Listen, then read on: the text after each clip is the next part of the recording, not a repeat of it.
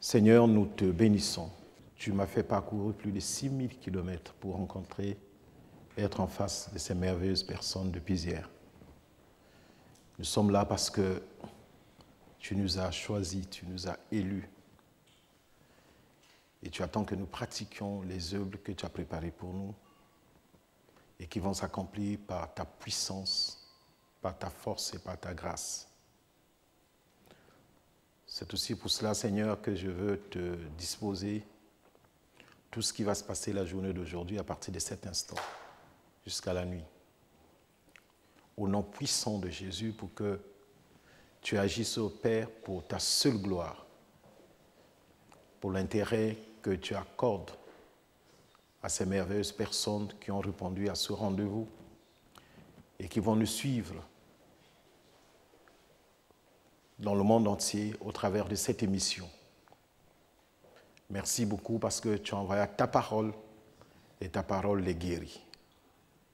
Merci à toi, Seigneur, au nom de Jésus. Amen. Amen. Alors donc, nous sommes dans la suite logique de ce que nous avons commencé hier, ce que Dieu fait lorsque nous traversons des moments difficiles. J'avais envie de dire à l'époque ce que Dieu fait lorsque nous sommes dans des moments difficiles. Mais traverser, c'est mieux, comme je l'ai signifié hier. Ça veut dire qu'on est en mouvement. Ça veut dire que c'est une étape de la vie qui va se terminer parce que la planète Terre n'est pas peuplée de désert. Nous avons vu hier que l'espace qui occupe le plus la planète Terre, c'est les eaux. Ensuite viennent les forêts. Le désert, c'est minime. Donc, l'eau, c'est le principe de la vie. Et Dieu accorde tellement d'intérêt à notre vie qu'il se donne beaucoup de temps pour se concentrer sur nous parce que l'homme est son centre d'intérêt sur cette terre. Nous avons donc vu hier que lorsque nous traversons des moments difficiles comme le cas de Pierre dans Actes des Apôtres, le chapitre 12 que nous avons lu hier à partir du verset 1er jusqu'au verset 5, Dieu veut d'abord savoir si nous comptons sur lui. Si nous comptons sur lui, où est-ce que nous en sommes avec notre foi? Est-ce que nous lui faisons confiance? Est-ce que nous croyons qu'il peut opérer en ce moment-là? Dieu va agir. C'est comme ça que lorsqu'il revient pour chercher Adam, il ne demande pas à Adam ce qu'Adam a fait, mais il demande d'abord à Adam, où es-tu?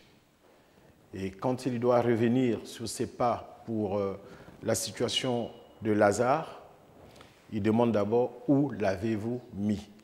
Donc Dieu, lorsque nous sommes dans des situations difficiles, il s'intéresse d'abord à connaître les dispositions de notre cœur, la disposition de notre foi. Est-ce que nous comptons sur lui dans cette situation? Nous allons voir tout à l'heure aussi sur le silence de Dieu lorsque nous traversons les moments difficiles, en quoi consiste ce silence qui peut quelquefois être long, comme pour Israël, le peuple hébreu en Égypte, 400 ans de silence, mais Dieu avait son plan qui a fini par se réaliser. Amen. Et il y a donc sur cette terre beaucoup de gens qui ont expérimenté ce silence, mais qui ont expérimenté aussi des moments difficiles où ils n'ont pas failli dans leur foi, ils ont fait confiance en Dieu. Ils ont fermé leurs oreilles sur ce que les gens peuvent dire, commenter, parce que quand vous êtes un homme de foi, les gens n'auront pas pitié de vous. Ils voudront chaque fois voir ce que vous êtes capable de faire avec votre foi. La foi, c'est la monnaie d'échange du royaume des cieux. C'est une monnaie qui ne se dévalue pas pour celui qui l'a. Et c'est la monnaie qui permet de faire des transactions avec le ciel. C'est pour cette raison que la foi est d'une grande importance. Sans la foi, personne ne peut hériter le royaume des cieux ni voir la main de Dieu dans sa vie. C'est pour cette raison que lorsque la foi elle est même petite comme un grain de moutarde, elle peut déplacer les montagnes. Alors, aujourd'hui, nous sommes donc dans la suite de ce que nous avons commencé hier.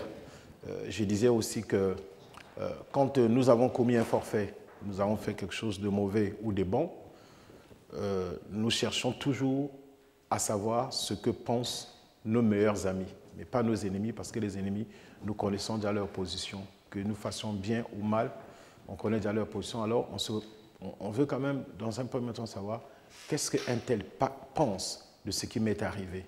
Qu'est-ce qu'un tel pense de ce que j'ai fait? Et parce que ces gens sont importants pour nous, c'est ainsi que David, nous l'avons vu hier dans le psaume 55, il dit, bon, toi qui étais considéré comme mon meilleur ami, nous partions ensemble avec la foule dans la maison de Dieu, mais c'est toi qui t'es retourné vers moi, et c'est ce qui m'agace, parce que devant un ami, on ne fuit pas, devant un ami, on s'ouvre, on se confie. Mais après, quand on découvre que l'ami devient une menace plus dangereuse que ton ennemi, et c'est ça qui est vraiment foudroyant. Et donc, mais si nous voulons savoir ce que pense notre ami ou fait notre ami pendant que nous passons les moments difficiles, c'est tout à fait normal parce que le Seigneur lui-même dit qu'il ne nous appelle plus frères, mais il nous appelle amis. Et parce que nous sommes ses amis, souvenez-vous que hier nous avons lu aussi le texte de Lazare, lorsque on a envoyé un message à Jésus concernant la maladie de Lazare, il lui a été dit, Lazare, ton ami est malade. Amen. Lazare, ton ami. Parce que on veut que l'ami puisse agir. Et Dieu, parce qu'il est notre ami, nous voulons quand même savoir ce qu'il pense, comment il va opérer, comment il va agir au moment où nous traversons les moments difficiles. Et Dieu, en ce moment-là, veut se rassurer que nous lui faisons entièrement confiance. Ce qu'il faut savoir en plus, c'est que quand nous traversons les moments difficiles, l'important pour Dieu, ce n'est pas d'empêcher la situation. L'important pour Dieu, ce n'est pas de déplacer la situation, ni de l'annuler. Vous voyez, le Seigneur lui-même, la veille de sa mort, il est allé à Gethsémani prier. Et Dieu lui a montré ce qu'il attendait, de quelle manière il allait mourir. Et quand il a vu cela, il a demandé à Dieu, si tu peux éloigner de moi cette coupe. La coupe n'a pas été éloignée. Il a insisté, il a prié à 3 reprises, il a demandé même le soutien de son équipe. Il est allé leur dire, vous n'avez pas pu prier avec moi même 1 heure, parce qu'à un moment dans la vie, on a quand même besoin des gens. Jésus était 100% homme, et en ce moment-là, il avait besoin du soutien. C'est pour cette raison qu'il avait pris autour de lui ces 3 personnes, Pierre, Jean et Jacques, allaient prier avec lui à la montagne pour le soutenir. Mais il voyait ce qu'il attendait, il voyait de quelle manière il allait mourir, le sang qui allait couler. Mais il faut qu'il boive cette coupe pour montrer qu'il est d'accord de supporter cette situation qui va lui arriver. Il dit, Seigneur, si c'est possible, éloigne de moi cette coupe. Généralement, Dieu n'éloigne pas. Les choses sont décidées ainsi. Tu dois boire la coupe. Et qu'est-ce qu'il a dit à ses disciples? Levons-nous, partons. En ce moment-là, il a compris que les choses ne vont pas changer, mais il faut les affronter. Alors, quelquefois, nous autres enfants de Dieu, nous avons passé du temps à demander à Dieu d'annuler les situations, de déplacer la situation, de résoudre le problème. Mais le problème, il reste là intact parce que Dieu a d'autres motivations. Dieu veut faire un travail dans notre vie. Il veut voir comment nous allons réagir par rapport à cette situation. Donc, pour Dieu, il va maintenir la situation, il va maintenir le problème pour voir si tu es réellement capable de compter sur lui, si tu peux lui faire confiance jusqu'à la fin. Dieu veut savoir ce que tu penses devant cette situation, comment tu réagis. Lorsque tu fermes tes yeux, qu'est-ce que tu vois dans ce noir? Mais lorsque tu ouvres tes yeux, à quoi tu t'attends? Ça, c'est un travail que Dieu a toujours fait dans la vie des gens qui veulent aller loin. On a l'impression qu'ils laissent pourrir le problème. Non pas que le problème va pourrir, mais parce qu'au travers de ce problème, il veut se glorifier et l'espace de temps lui permet d'opérer dans le silence. Amen. Alors, en comptant sur lui, c'est lorsque le problème arrive à son terme que nous rendons finalement compte qu'ah oui, en fait, Dieu était déjà à l'œuvre. C'est comme certains rêves. Vous faites un rêve, vous pouvez voir tous ceux qui ont les dons, les talents d'interpréter les rêves. Ils ne sont pas capables de décrypter le rêve, mais c'est à la consommation du rêve, quand le rêve va s'accomplir, que tu auras maintenant l'interprétation. Ah, c'est ce que le Seigneur voulait me dire, voyez-vous. Donc, il y a des situations comme ça que Dieu permet. Tu vas te battre, tu vas souffrir, tu vas lutter, tu vas crier, gémir. Tout cela n'est pas vain. Même les cris, les gémissements, les larmes ont un langage. Voyez-vous, Dieu dit à Moïse, j'ai vu la souffrance de mon peuple et son cri est parvenu jusqu'à moi. Et David lui dit, lorsque le juste crie, l'Éternel entend sa voix et le délivre de toutes ses frayeurs. Alors, du moment où tu cries, tu pleures, tu gémis, ce n'est pas une mauvaise chose, c'est 100% humain. Mais si Dieu ne réagit pas dans le temps, ça ne veut pas dire qu'il ne va pas réagir. Mais il veut juste voir jusqu'où Dieu est capable de compter sur lui en lui faisant confiance. Nous l'avons vu, je faisais en 2000, 99, 2000, je ne sais plus.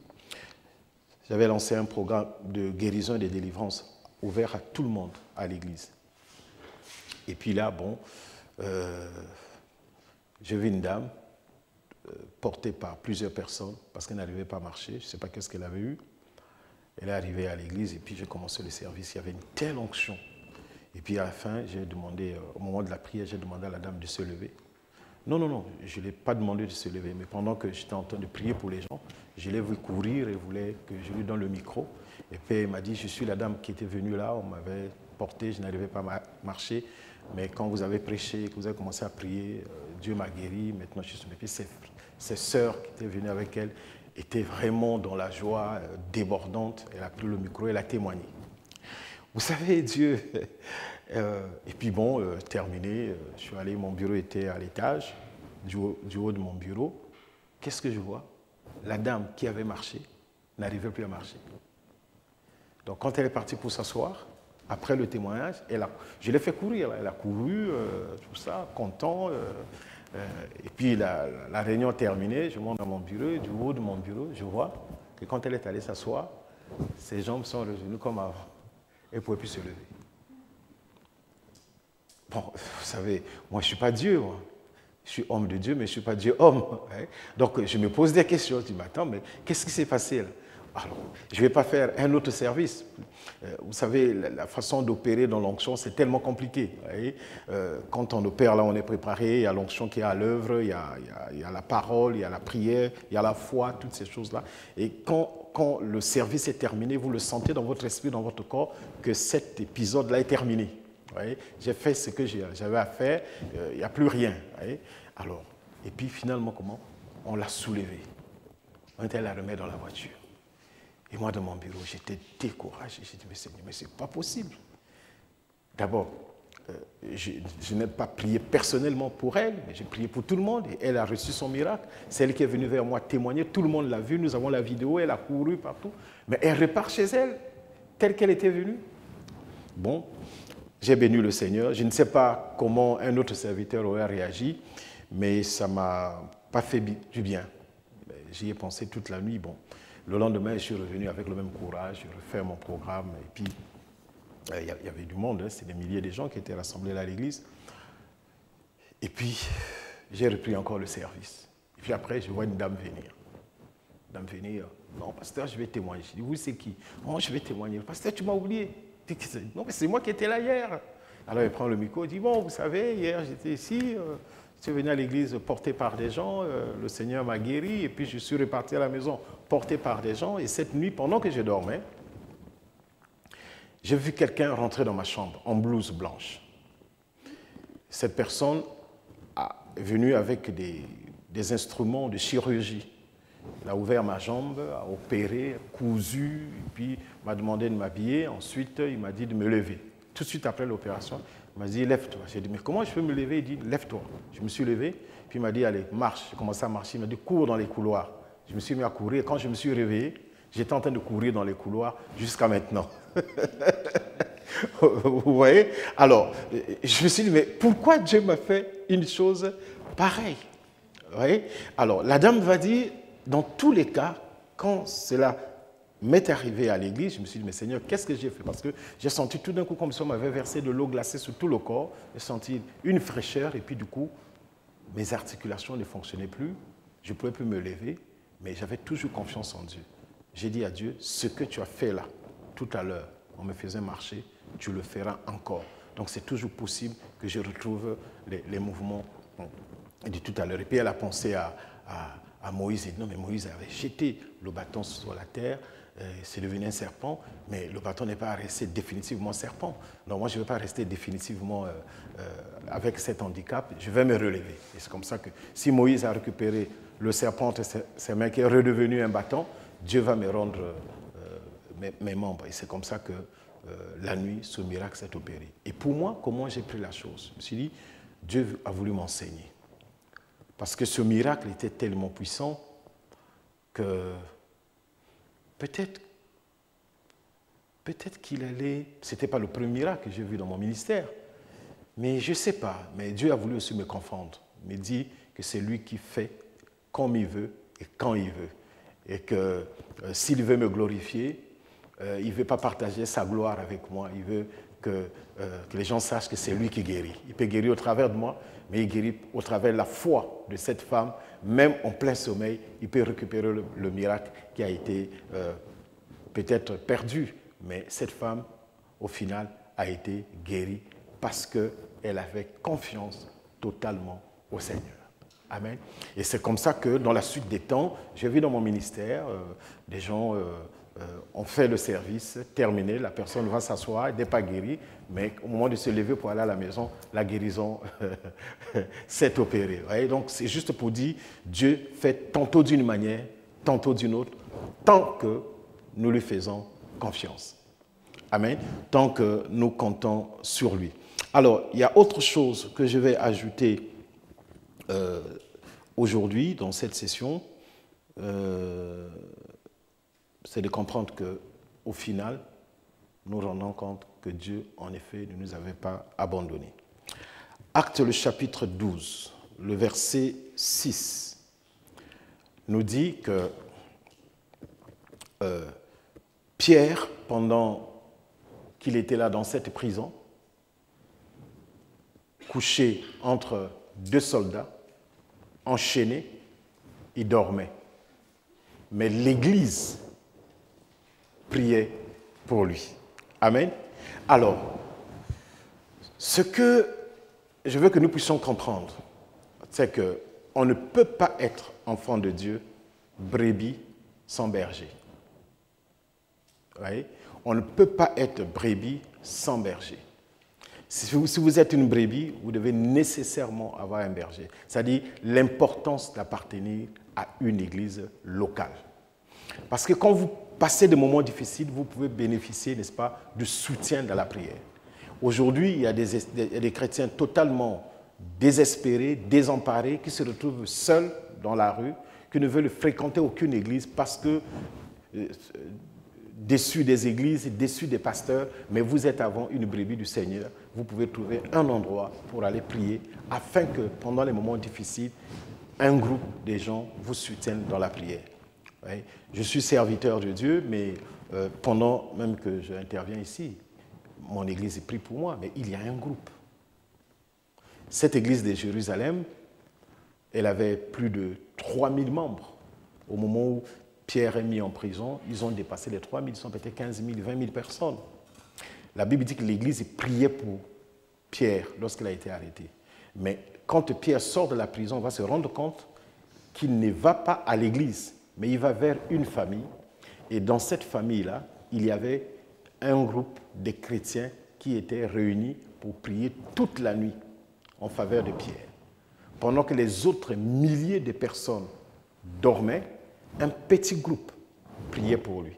C'est pour ça que je pense qu'on peut fréquenter une église, mais on peut aussi faire partie d'un petit groupe avec lequel on prie. Certains appellent cela des cellules. Je crois que quand on fait quelque chose dans l'église, ça vous permet aussi, n'est-ce pas, de bénéficier comme un peu de bonus d'onction et de grâce qui accompagnent ceux qui font quelque chose pour le Seigneur. Il n'est pas bien que quand tu es converti, gagné au Seigneur, tu passes plusieurs années, tu viens juste les dimanches, et puis tu attends le prochain dimanche, ta Bible, tu l'as rangée dans un coin, rendez-vous le dimanche prochain, et puis, non, mais je crois que peut demander au Seigneur de te dire, qu'est-ce que tu peux faire dans l'Église. J'ai connu des églises où des gens vous disent, bon, moi, je ne viens pas ici à l'Église pour quelqu'un, je viens pour le Seigneur, je ne viens pas pour les gens, je viens pour le Seigneur. Mais tous nous venons pour le Seigneur. Alors si tu viens pour le Seigneur, on va te laisser la salle tout seul et demander au Seigneur lui-même de venir te donner la prédication, demander au Seigneur d'envoyer les anges pour jouer à la guitare, pour te chanter un cantique. Mais non, nous venons aussi à l'église parce que là, il y a des gens merveilleux que nous rencontrons, n'est-ce pas, dans la présence du Seigneur. Nous venons aussi pour les autres. Nous venons aussi voir ce que Dieu fait dans les vies des autres. Vous voyez, il y a cette onction corporative qui vient du fait que nous sommes ensemble parce que le Seigneur lui-même l'a dit, là où 2 ou 3 sont réunis en mon nom, je suis au milieu d'eux. Donc nous venons aussi pour les frères et les sœurs qui sont là, qui sont contents de nous voir, qui sont heureux de nous voir participer, n'est-ce pas, à cette onction corporative. Donc, il est important, lorsqu'on atteint un certain niveau de la foi, de partager son expérience aux autres en faisant quelque chose dans l'Église, dans un ministère comme celui-ci, apporter aussi, n'est-ce pas, de son savoir-faire spirituel pour que les choses de Dieu avancent. Que de venir seulement les dimanches, s'asseoir dans une chaise que les autres ont rangée, passer par la porte que les autres ont ouverte, et puis bénéficier de la lumière entretenue par les autres, tu écoutes la parole et puis tu rentres chez toi. Dans ce cas, tu peux inviter le Seigneur de te faire ton église dans ta chambre à coucher ou dans ta cuisine, comme ça, bon, tu es seulement avec le Seigneur, mais nous venons aussi pour les autres. Vous voyez? Servir Dieu, c'est servir les autres. Vous voyez? Pierre a bénéficié, n'est-ce pas, de la prière de toute l'Église, mais surtout du petit groupe qui priait dans cette petite maison. Amen. Alors, les ministères qui vont loin, ce sont les ministères qui s'appuient dans la prière. Vous ne pouvez pas faire des grandes choses pour Dieu si vous n'avez pas, premièrement, votre vie de prière personnelle, et puis si vous n'avez pas une équipe de gens qui prient avec vous et pour vous. Tous les grands ministères ont cela. Lorsque je me déplace pour certains programmes, j'ai une équipe qui se déplace avec moi. Et l'autre équipe est des fois au pays, quelque part, dans un endroit fermé, en train d'intercéder. Et c'est comme ça que je vois vraiment Dieu se manifester puissamment parce que le soutien dans la prière est un élément très important. Personne, quelle que soit l'onction qu'il a reçue du Seigneur, ne peut réussir seul dans l'œuvre de Dieu sur cette terre. Nous avons besoin du soutien des autres. Amen.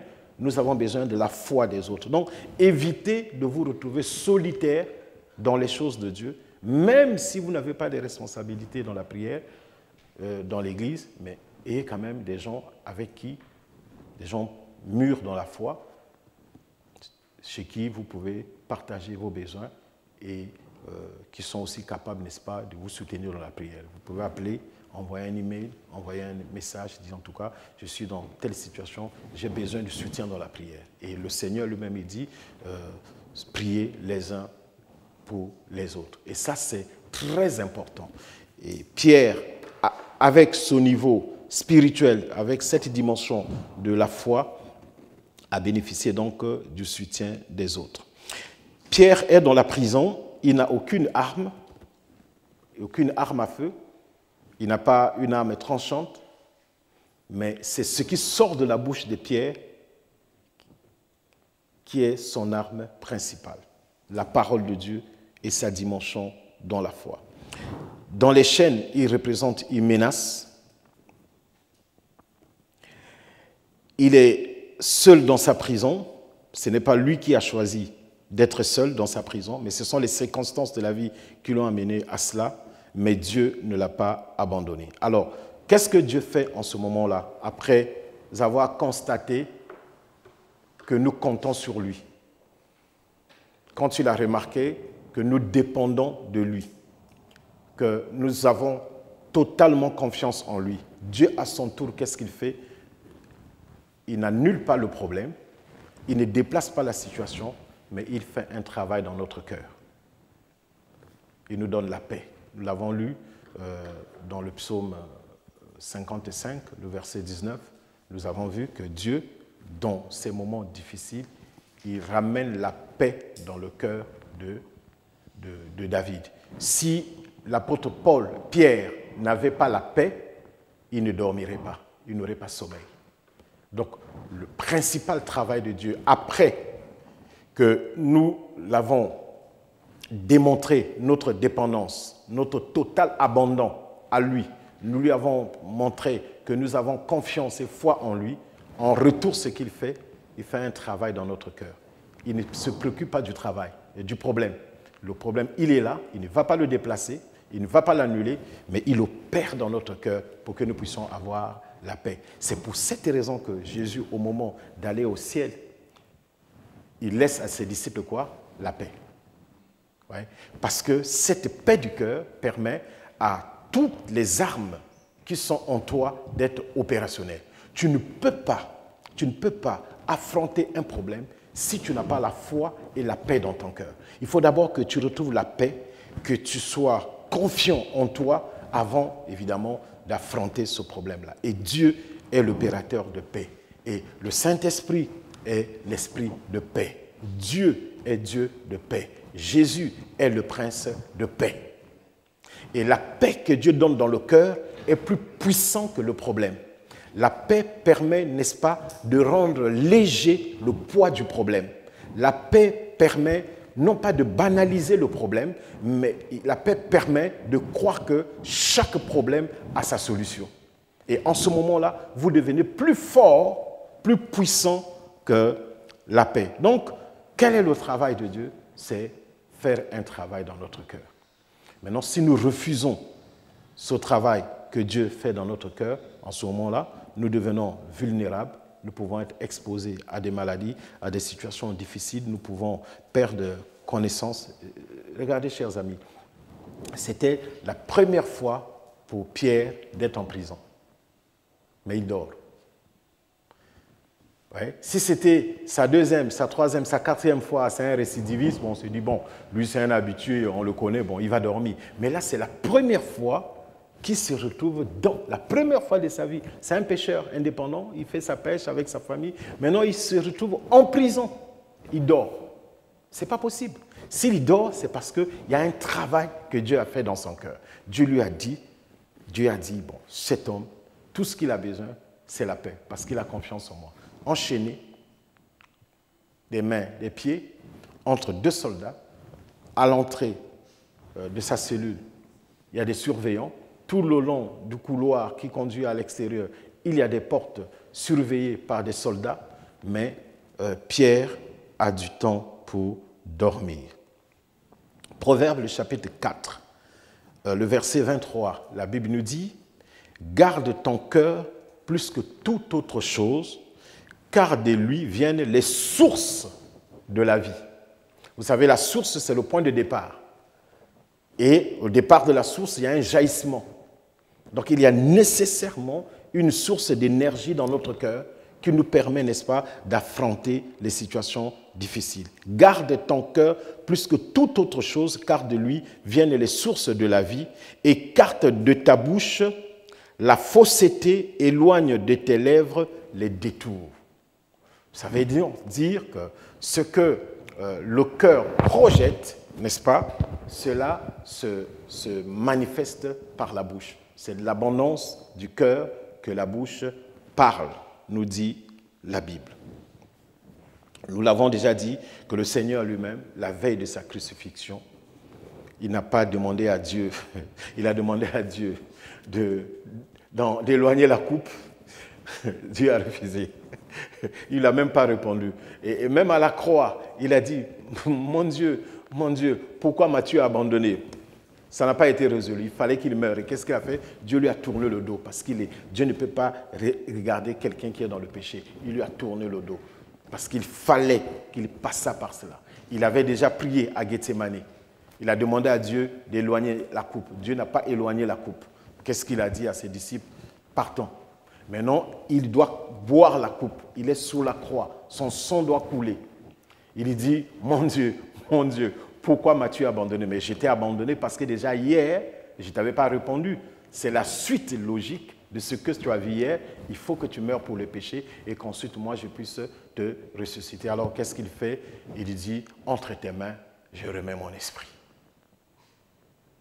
Amen. entre tes mains. En fait, c'est une façon de dire, entre tes mains, je m'abandonne. J'étais en train de prier pour quelqu'un hier, là, quand on a fini.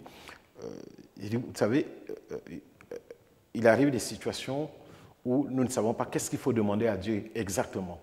Mais nous disons simplement, nous remettons tout entre ses mains. Parce que quand on est entre les mains de Dieu, c'est lui qui contrôle et l'intérieur et l'extérieur, et les alentours, les contours, c'est lui qui contrôle. Donc il va, en fait c'est une façon de dire, fais comme tu veux, quand tu veux, et tel que tu voudras. C'est-à-dire que nous remettons toutes choses entre tes mains. Nous voyons aussi dans Actes des Apôtres, le chapitre 16, cette fois-ci c'est le cas de l'apôtre Paul, qui aussi se retrouve dans une situation assez complexe. La foule se souleva aussi contre eux, et les prêteurs, ayant fait arracher leurs vêtements, ordonnèrent qu'on les bâtît de verges. Actes 16, 22. 23. Après qu'on les eut chargés de coups, ils les jetèrent en prison, en recommandant au geôlier de les garder sûrement. Le geôlier, ayant reçu cet ordre, les jeta dans la prison intérieure et leur mit les ceps aux pieds. Vers le milieu de la nuit, Paul et Silas priaient et chantaient les louanges de Dieu. Et les prisonniers les entendaient. Vers le milieu de la nuit, Pierre, lui, avait dormi. Mais Paul et Silas ont refusé de dormir. Amen. Ce n'est pas le sommeil qui résout le problème, mais c'est la disposition du cœur, s'il vous plaît. La différence entre les deux groupes, c'est que Pierre, il est seul, il dort, mais Paul n'est pas seul, il est avec Silas, il refuse de dormir. Alléluia. On ne va pas reprocher à Pierre d'avoir dormi. Non, Pierre a dormi en paix. Mais Paul a veillé aussi en paix et dans la joie. Et il s'est mis à chanter avec Silas. Vers le milieu de la nuit, verset 25, Paul et Silas priaient et chantaient les louanges de Dieu, et les prisonniers les entendaient. Tout à coup, il se fit un grand tremblement de terre, en sorte que les fondements de la prison furent ébranlés. Au même instant, toutes les portes s'ouvrirent et les liens de tous les prisonniers furent rompus. S'il vous plaît, ces deux messieurs chantent.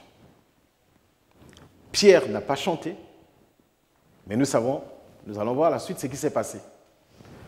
Paul et Silas ont chanté. Mon attention est attirée par l'attitude des autres prisonniers. Ils les ont entendus chanter toute la nuit, mais ils ne se sont pas joints à la chorale. Ils ont refusé de chanter avec Paul et Silas. Ils se sont certainement dit, la nuit est faite pour dormir, arrêtez. Ils ont peut-être tapé sur les portes, arrêtez, on veut dormir, c'est l'heure de dormir, du sommeil, s'il vous plaît. Chacun a dû se plaindre à sa manière, mais Paul et Silas ont chanté toute la nuit. Maintenant, la Bible dit que quand ils se sont mis à chanter, les fondements de la prison furent ébranlés. Donc, les prisonniers ont entendu, il y a eu un effet pour tous ceux qui ont entendu. La sagesse nous dit que les murs ont les oreilles. Et parce que les murs ont entendu la louange, les fondements de la prison ont été ébranlés. Et au même instant, les portes aussi qui ont entendu la louange, les portes s'ouvrirent parce que les prisonniers ont entendu la chanson, leurs chaînes ont été brisées. Maintenant, ce que je me demande, pourquoi ces prisonniers ne sont pas sortis de la prison avec Paul et Silas? C'est la seule question que je me pose. Parce qu'à la fin, qu'est-ce qui s'est passé? Les portes se sont ouvertes et Paul et Silas sortent de la prison. Ils disent au geôlier, ne va pas te suicider, nous sommes là. Paul et Silas sont des gens honnêtes. Ils savent que ce qui vient de se produire est une manifestation, une intervention personnelle du Seigneur à leur endroit. Donc, ils savent que ce geôlier va avoir des problèmes avec ses supérieurs parce que, voilà, la prison s'est ouverte. Ils ont dit, ne va pas te suicider, nous sommes là. Le geôlier revient vers eux et puis il leur dit, qu'est-ce que je dois faire? Il dit, ben, crois au Seigneur, tu seras sauvé, toi et ta famille. Maintenant, la question que je me pose, les portes de la prison se sont ouvertes. Les chaînes des prisonniers rompues. Mais pourquoi ces prisonniers... Attends, c'est quel type de prisonniers qui étaient là-bas? Pierre n'avait rien fait, Paul et Silas n'avaient rien fait, sauf prêcher l'évangile. Mais là-dedans, il y avait des bandits de tous genres, des drogués, des gens très dangereux. Mais pourquoi ces gens n'ont pas profité pour fuir et sortir de la prison? Parce que, à mon avis, ils n'ont pas vu les portes s'ouvrir. Les portes se sont ouvertes, leurs chaînes rompues, mais eux ne l'ont pas constaté parce qu'ils continuaient à dormir. Le fait que Paul et Silas ont chanté toute la nuit, ils ont perturbé leur sommeil, ils ont peut-être mis des bouchons dans leurs oreilles pour dormir, les portes se sont ouvertes, les chaînes se sont rompues, mais ils sont restés toujours prisonniers. Amen. Ils sont restés toujours prisonniers. Donc, ils n'ont pas vu les portes qui se sont ouvertes, ils n'ont pas vu les chaînes qui se sont rompues. Vous savez pourquoi? Parce qu'ils n'ont pas participé à la louange. Si tous les prisonniers avaient chanté avec Paul et Silas, ça allait être la catastrophe. Tous allaient sortir. Mais Dieu connaissait ses serviteurs et c'est de cette manière qu'il opère dans la vie de ceux qui lui appartiennent. Il dit, vous verrez maintenant la différence entre ceux qui me servent et ceux qui ne me servent pas. Les autres prisonniers, quoique délivrés, les portes de la prison se sont ouvertes, mais ils ne sont pas sortis parce qu'ils avaient une mentalité précaire, ils avaient les yeux fermés. Alors que les autres, dans leur prison, ils ont chanté. D'abord, c'était les derniers prisonniers à rentrer ce jour-là. C'était Paul et Silas, les derniers prisonniers de la journée. C'est eux qui sont rentrés, mais ils ont allumé le feu de la louange et de l'adoration. Pourquoi? Parce qu'il y avait la paix dans leur cœur. Ils ont chanté dans la paix, ils ont loué Dieu dans la paix et les portes se sont ouvertes pour eux. Je prie vraiment Dieu pour chacun qui me suit. C'est que, quel que soit le problème, que rien ne puisse te voler la paix. Oui? Rien ne puisse t'arracher la paix. Et c'est ce moment, c'est cette expérience, n'est-ce pas, que Paul partage à ses proches collaborateurs dans Philippiens le chapitre 1, verset 18, aussi dans Philippiens le chapitre 2, verset 30, dans Philippiens le chapitre 3, verset 1, et dans Philippiens le chapitre 4, verset 21. Philippiens chapitre 1, 18, Philippiens 2, 30, Philippiens 3, verset 1, mais nous allons lire Philippiens 4, verset 2. Et il dit ceci, verset 1 à 2, excusez-moi. C'est pourquoi, mes bien-aimés et très chers frères, vous qui êtes ma joie et ma couronne, demeurez ainsi fermes dans le Seigneur bien-aimé. J'exhorte Évodie et j'exhorte Syntyche à être d'un même sentiment dans le Seigneur. Et toi aussi, fidèle collègue, oui, je te prie de les aider, elles qui ont combattu pour l'Évangile avec moi et avec Clément et mes autres compagnons d'œuvre, dont les noms sont dans le livre de vie. Verset 4. Réjouissez-vous toujours dans le Seigneur, je le répète, réjouissez-vous. Une façon de dire, j'insiste, réjouissez-vous. Mais comment on peut se réjouir si on n'a pas la paix dans son cœur? Amen. Si on n'a pas la paix dans son cœur. Mais Paul et Silas, ayant compris cela, la joie du Seigneur, la Bible dit, est quoi? Est notre force. La joie du Seigneur, au fond de ton cœur, sera ta force pour vaincre les situations qui sont en face de toi. Ce n'est pas parce que tu vas passer ton temps à te plaindre, à te pleurer. Oui, je comprends que pleurer, c'est normal, on peut pleurer devant le Seigneur, mais après, tu pleures aussi parce que tu sais que ton Dieu ne va pas t'abandonner. Tu sais que ton Dieu va toujours opérer. Vous savez, chers amis, j'ai vu des gens passer des moments difficiles, ils se mettent à pleurer, mais ils ne quittent pas l'église. Vous voyez? Ils pleurent, ils disent vraiment, je suis fatigué, je n'arrive plus, je vais abandonner. Mais dimanche prochain, vous les voyez à l'église. Parce que cet amour que le Seigneur donne ne peut pas être annihilé par des problèmes que nous rencontrons. Au contraire, ces problèmes nous amènent à plus dépendre de Dieu et à bénéficier de cette joie débordante que le Seigneur donne à ceux qui lui font confiance en effet. Alors, pour terminer, c'est de savoir que l'expression de notre total abandon à Dieu Dieu le constate et Dieu fait un travail dans notre cœur. Il laisse le problème, mais il fait un travail dans notre cœur parce qu'il sait que de ce cœur va jaillir l'énergie et la puissance pour affronter le problème. Et le travail de Dieu dans notre cœur va nous donner la joie, la paix débordante pour affronter les situations qui sont devant nous. Donc, si nous sommes persuadés que Dieu attend que nous dépendons de lui, Dieu opère dans notre cœur pour nous donner la paix, cette paix, nous allons la constater. Parce que de cette paix va sortir l'énergie qui va apporter une lueur de joie et de réjouissance dans notre cœur, dans notre esprit, dans notre visage. Et c'est ce qui va commencer à décourager nos oppresseurs et nos détracteurs. Parce qu'ils s'attendent à nous voir mourir de peur, de crainte, mais ils nous voient contents, heureux et joyeux, et puis se demandent maintenant, qu'est-ce que c'est? Vous savez ce qui va arriver, c'est quoi? C'est que c'est eux qui vont se décourager. C'est-à-dire, au lieu de nous anéantir, ils nous ont rendus plus forts dans la présence de Dieu. Ils nous ont donné l'occasion de le louer. Je me rappelle que je venais de déménager et puis je suis venu dans une nouvelle maison, mais je crois que c'était une maison, cette parcelle était très hantée par des démons et de la sorcellerie. Et puis c'était vraiment étrange. Et là, je ne sais pas pourquoi Dieu a permis que je rencontre ces moments. Donc, cette première maison, je suis allé l'occuper. L'on m'a dit que non, bon, cette maison, les locataires ne restent jamais longtemps. Le premier locataire qui était venu habiter là, la première nuit, il a entendu du bruit au salon. Et quand il vient au salon, il voit qu'il y avait une grande fête. Dans la maison qu'il vient d'occuper, il a vu des lumières, les gens dansaient et chantaient. Et puis, il repart dans sa chambre, il fait ses affaires, il est parti. Puis le matin, la maison est telle que lui, il avait déposé ses cartons et ses sacs. Et puis, un autre vient occuper la maison, un autre locataire. Il dit, pendant qu'il dormait, il tend le ronflement d'un animal. Il vient, il ouvre la porte, il constate que c'est un lion.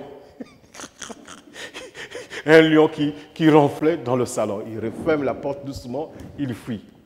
Alors c'est comme ça que cette famille vient me proposer. Il dit, bon, ben, vous êtes pasteur, bon, notre maison là, on n'arrive pas à trouver de locataire parce que chaque fois que le locataire vient, ils disent qu'ils voient des choses, ils abandonnent la maison. Je dis, ah, moi je vais aller là-bas.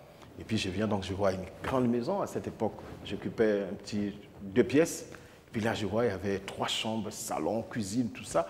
Ils m'ont dit, en tout cas, tu peux habiter pour toi gratuitement jusqu'à ce que, si tu trouves que ça va, tu pourras commencer à payer. Je dis, ben, Seigneur, je veux cette maison. Alors quand j'arrive, le Seigneur me dit, bon, tu ne dors pas dans la grande maison. Ils ont un petit studio là à côté. Dors dans le studio en face de la grande maison.